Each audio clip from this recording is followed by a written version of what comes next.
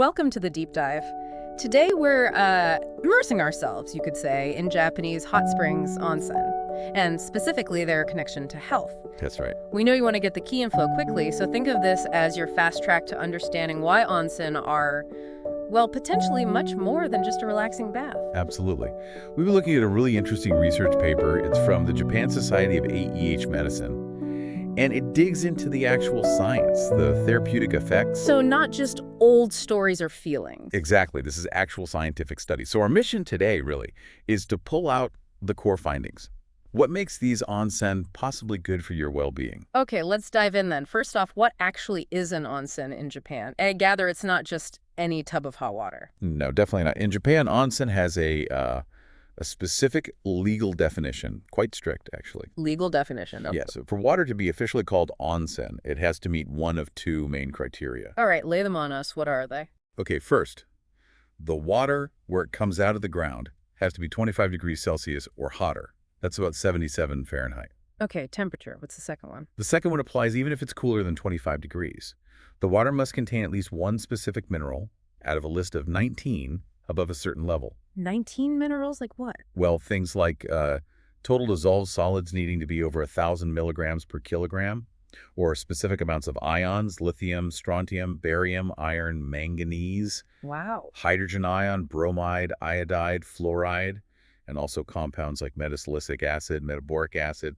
It's quite a list. So it's a defined chemical signature, essentially, or heat. It's not just, turning on the hot tap. Precisely. There's a real geological and chemical basis required by law. That's much more technical than I expected. Okay, so given that definition, what do these onsen actually do? The paper talks about two main effects, right? Thermal and chemical. That's the core idea, yes. Let's start with thermal, the heat. Makes sense. Heat feels good. It does more than just feel good, physiologically speaking. The warmth causes your blood vessels to dilate, to widen. Okay. And when they widen, your blood flow improves all through your body. Better circulation. And that helps with recovery, like after exercise or just being tired. Exactly. Improved blood flow is linked to helping the body recover from fatigue. You feel that tension easing. Yeah. That's partly your circulation improving. Right. And I suppose the baths themselves control the temperature quite carefully. Oh, yes. Bathing facilities usually keep the water in specific ranges. Often you'll find, say, comfortable baths around 37 to 40 Celsius. That's roughly body temp, up to about 104 Fahrenheit. And sometimes warmer ones, maybe 42 Celsius, which is closer to 108 Fahrenheit. Though, of course, what feels warm or hot varies a lot person to person. Sure. Okay, so heat boosts blood flow, helps recovery.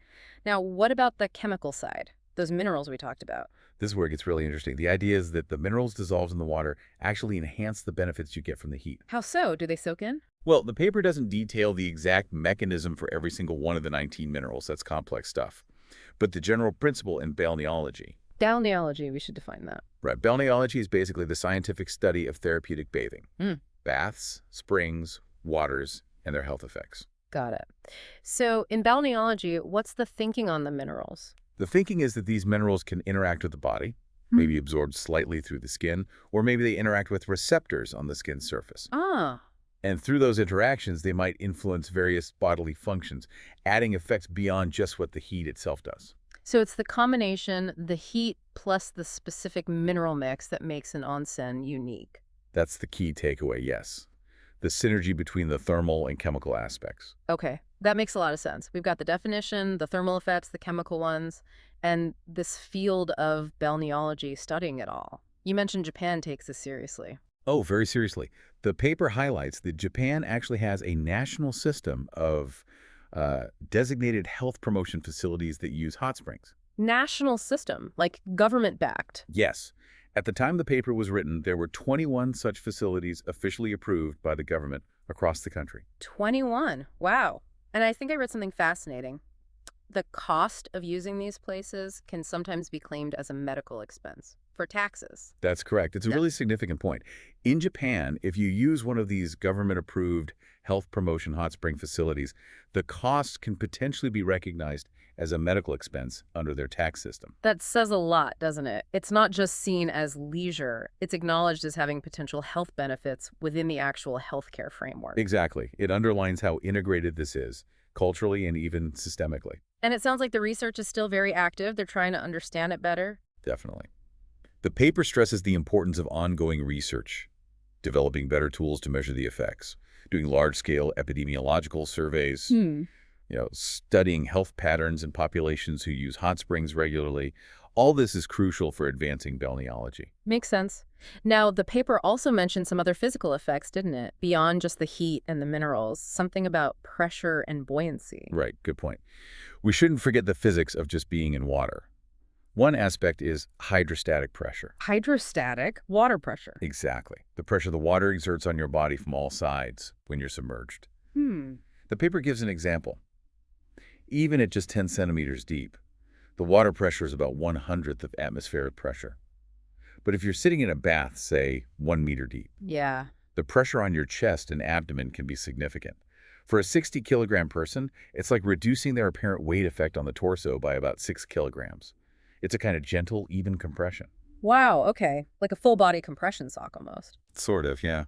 And then there's buoyancy, which is maybe more obvious. Feeling lighter. Exactly. Yeah. Water pushes you up, counteracting gravity. The paper uses that 60-kilogram person again in a bath. They might feel like they only weigh about 6 kilograms. 10%. That must be incredible for people with joint pain or mobility issues. Oh, absolutely. Taking that weight off the joints can provide huge relief. And there was one more. Water resistance. Yes. Even if you're just moving gently in the water, you feel that resistance.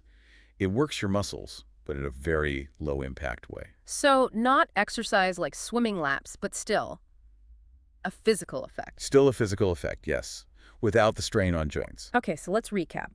We have the heat improving blood flow, the minerals potentially adding specific benefits, the water pressure giving a gentle squeeze, buoyancy taking the load off, and resistance providing gentle work. That's quite a package. It really is a combination of factors. And this isn't new in Japan, is it? Onsen use goes way back. Oh, way back.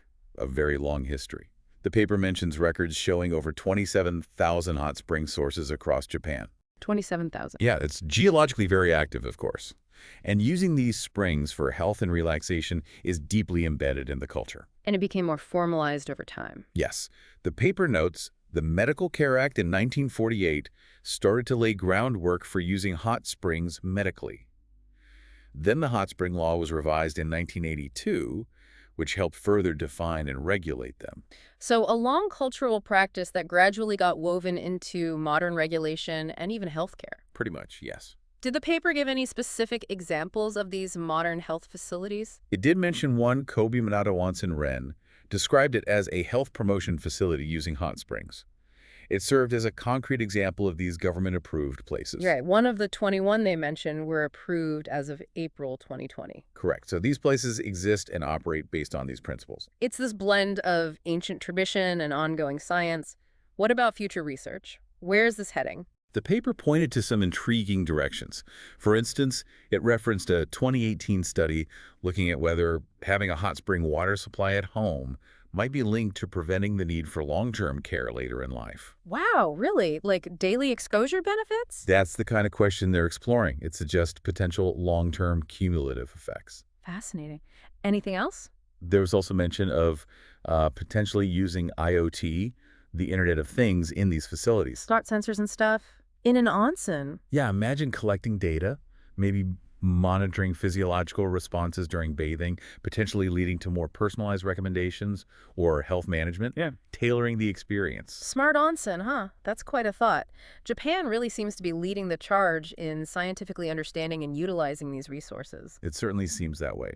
This deep dive really makes it clear onsen are more than just hot water.